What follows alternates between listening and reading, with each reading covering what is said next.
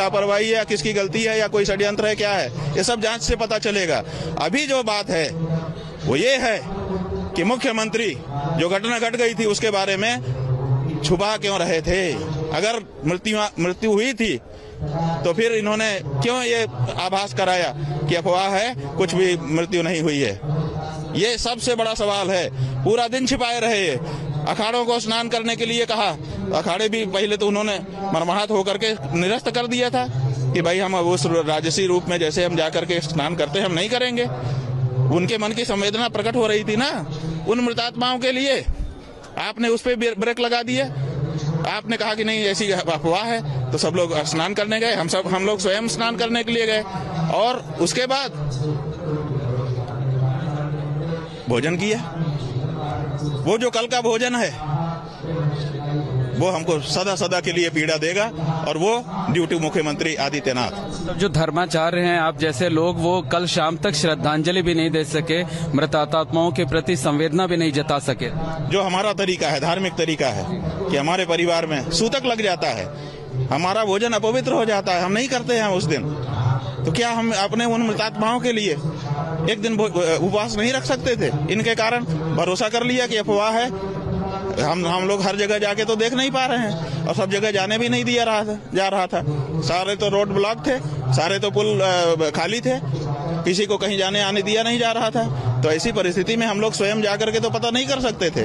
एक social media का सहारा था और आदित्यनाथ जी को सबसे प्रामाणिक सूचना का स्रोत हम लोग मान रहे थे कि वो तो अपने एक्स पर जो लिखेंगे स्वयं लिखेंगे और सच ही लिखेंगे, वो उनसे तो झूठ की आशा ही नहीं थी।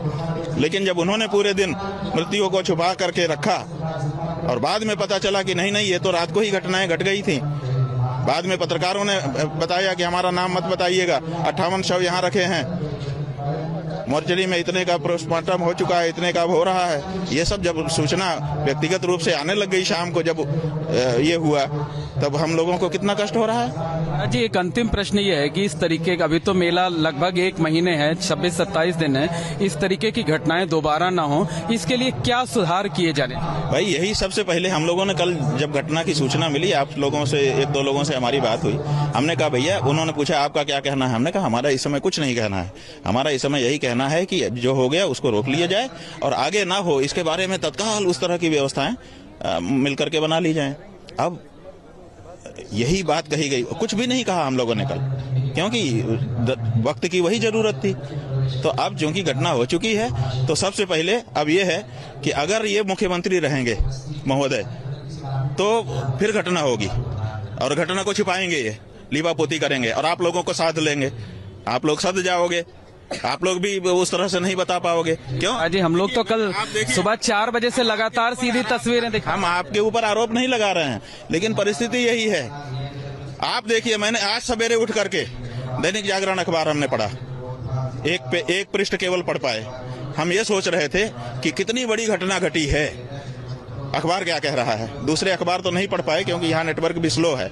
हमने सोचा कि दैनिक जागरण एक अच्छा अखबार माना जाता है, उसको पढ़ते हैं। तो उसका फ्रंट पेज केवल एक पेज खुल पाया, उसको हमने पूरा नेशनल वाला जो अंक है वो हमने पढ़ा और उस अंक में ऊपर बहुत सुंदर स्नान की फोटोग्राफ्स हैं, बहुत बढ़िया शीर्षक लगा हुआ है और फिर एकदम नीचे जा करके इतने छोटे में एक फोटो है जिसमें कुछ भगदड़ का है और उसी में इतनी चीजें लिखी हुई हैं। आप बताइए, ये अगर प्रेस नहीं मिला हुआ है, ये हो सकता है?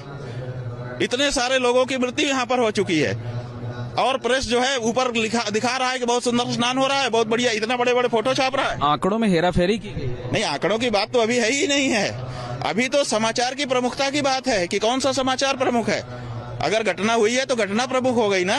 लेकिन एबीपी न्यूज, महाराज जी, एबीपी न्यूज ने कल सुबह 4 बजे से लगातार अलग अस्पताल से लेकर घटना स्थल तक सारी चीजें लाइव दिखाई। यही है कि अगर आप लाइव दिखा रहे थे तो आप झूठ हो गए थे।